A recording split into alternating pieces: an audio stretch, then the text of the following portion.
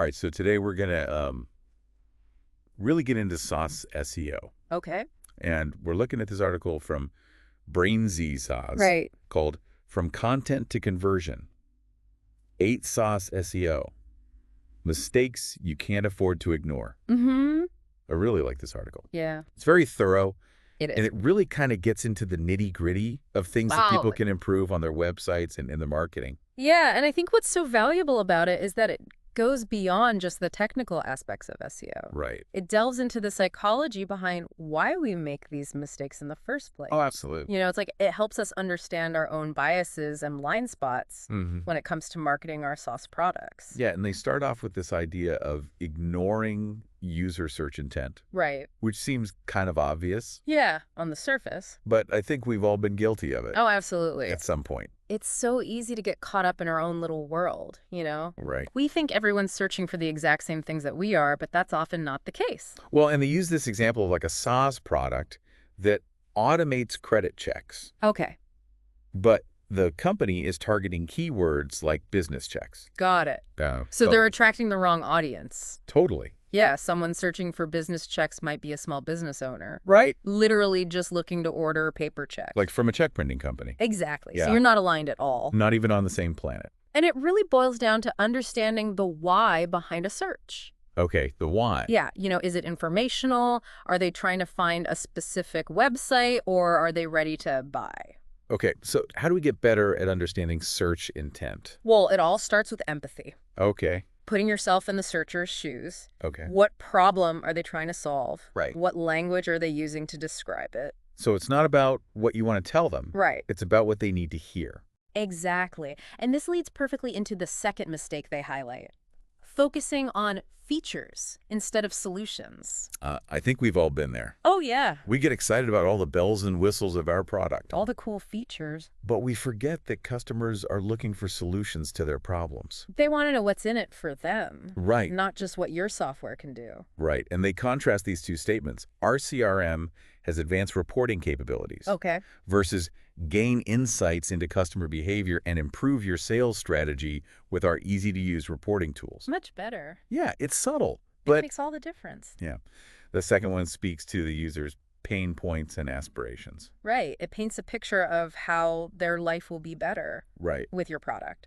Okay, so we need to keep user search intent in mind. Yes. Focus on solutions over features. Absolutely. What's next? All right. Mistake number 3 might sting a little bit for those of us who love beautiful websites. Oh, no. Prioritizing flash over substance. It's a classic case of style over substance. Okay, so explain this one. Well, we've all been seduced by those sleek, minimalist websites, Yeah. right? But from Google's perspective, they can be practically invisible Okay, why is that?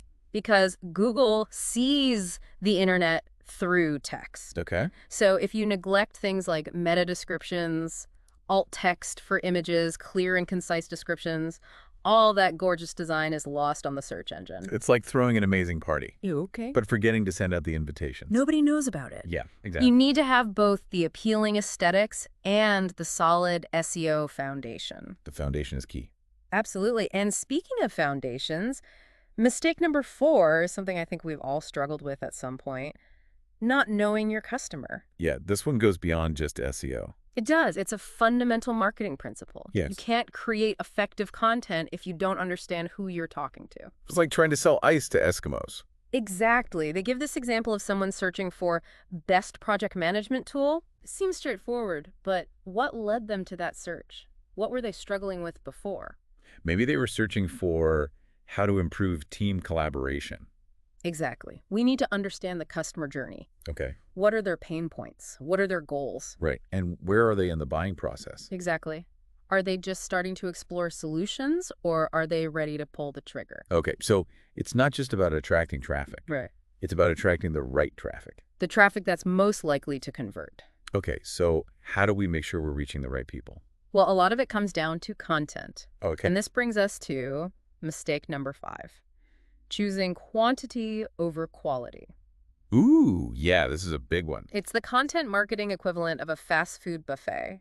You mean lots of options, but none of them very satisfying. Exactly. In the early days of content marketing, it was all about volume. Right. just churn out as much content as possible. But Google has gotten a lot smarter. Yeah, they're not fooled by keyword-stuffed articles anymore. Yeah. They want content that provides real value to the reader. So quality over quantity. Always. Okay, got it. So what makes for high-quality content then?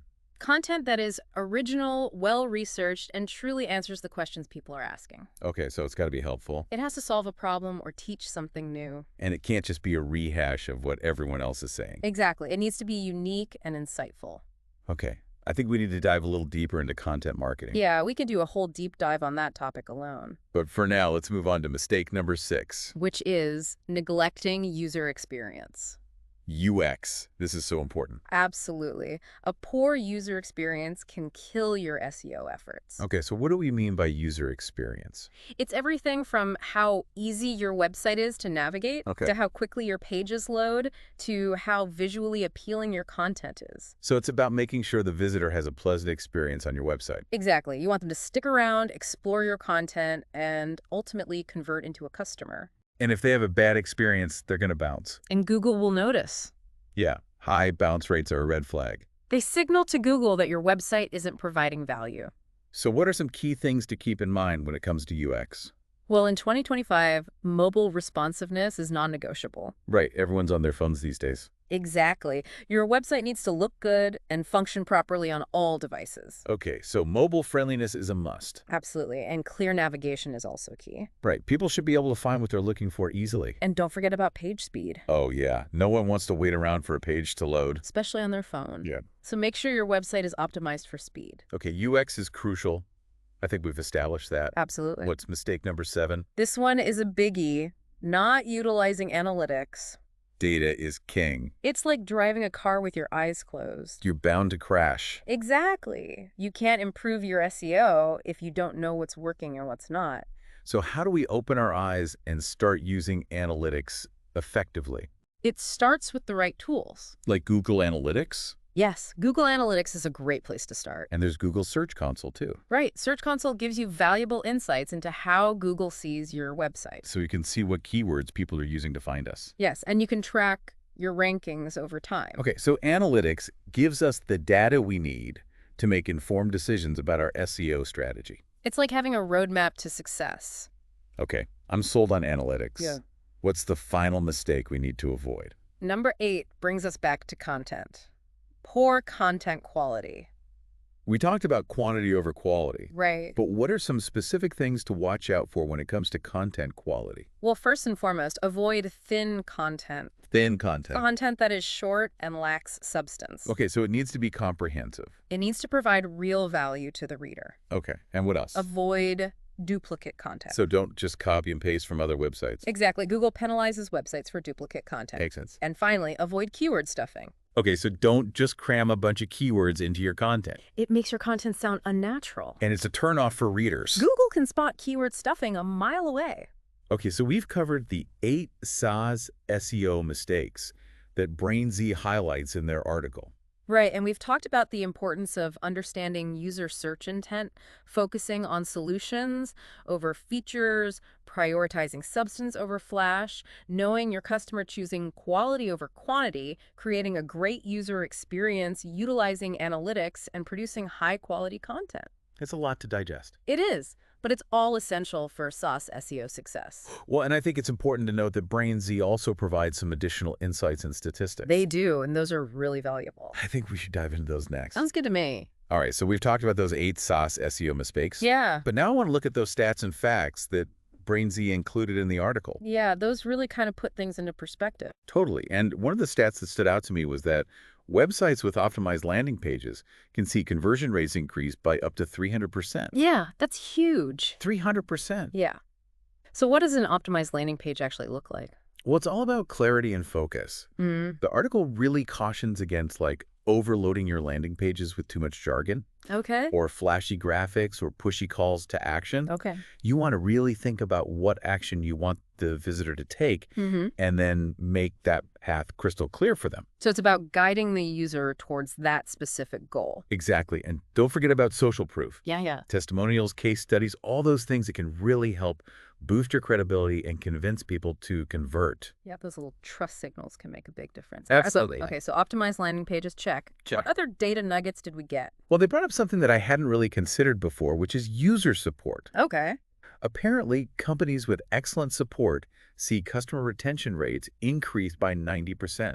That makes sense. Happy customers are more likely to stick around. Right. But how does this tie back to SEO? Yeah, that's what I was thinking. It seems kind of like a stretch. Well, it's all about that ripple effect. Okay. Happy customers are more likely to leave positive reviews, recommend you to others, and that all boosts your brand's credibility online, Okay. which Google definitely notices. So it's like a rising tide lifts all boats.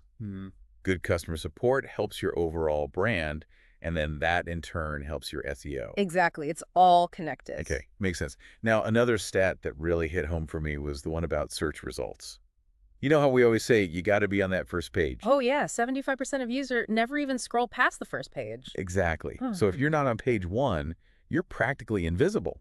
Pretty much. And that makes all those SEO fundamentals we talked about even more important. Absolutely. Keyword research, meta descriptions, page speed, mobile friendliness, it all plays a role in getting you to that top spot. You got to have all your bases covered. And speaking of keywords, Yeah. the article highlighted that 70% of marketers consider them the lifeblood of their SEO strategy. Yeah, I mean, keywords are how people find you in the first place. Right, but a lot of SaaS companies make the mistake of focusing on the wrong keywords. Yeah, they go for those broad, generic terms. Instead of targeting those long-tail keywords that really speak to the specific needs of their ideal customer.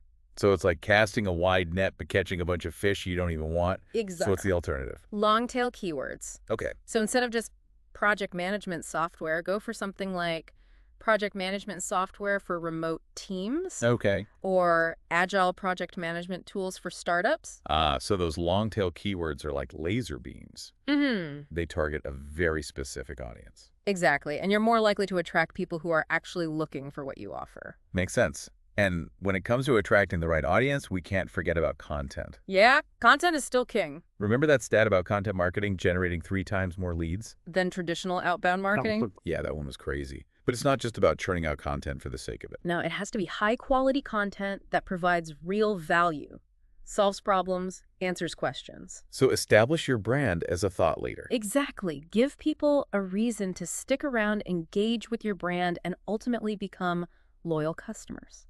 All right, so we've looked at all these insights and stats. Yeah. What does it all mean? I think it paints a pretty clear picture of what it takes to succeed with SaaS SEO in 2025. Okay.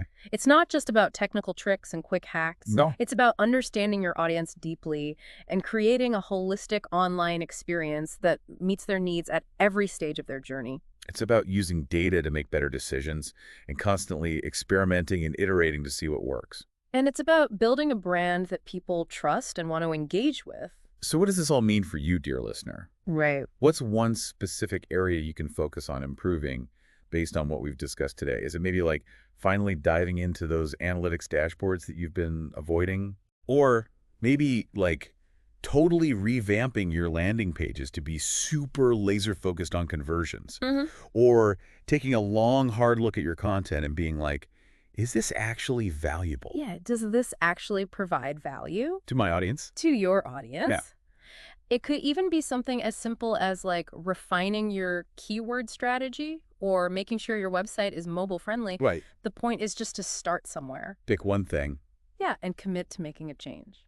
I love that. And this whole deep dive was inspired by that article from Brain Sauce. Yes. From content to conversion. Yes. 8 SaaS SEO mistakes you can't afford to ignore. It's a great article. It is. And they have a ton of resources on their website They do. if you want to learn more. Definitely check them out. And you know, it's a marathon, not a sprint. It is. With SEO, SEO is a long game. you got to be in it for the long haul. Yeah, you got to be constantly learning and adapting. Yeah, one thing that really struck me was the importance of mindset. Mindset is everything. It's not just about like checking off those boxes and implementing tactics. It's about shifting your perspective Yeah. and embracing SEO as a process of continuous improvement. I love that continuous improvement. Yeah. So it's not a chore. It's an opportunity Yeah. to connect with your audience. On a deeper level, Absolutely. when you approach SEO from a place of genuine curiosity Yeah. and a desire to provide value, The results will follow. well, this deep dive has given me a lot to think about, and I hope it's done the same for you. Me too. Until next time. Happy optimizing.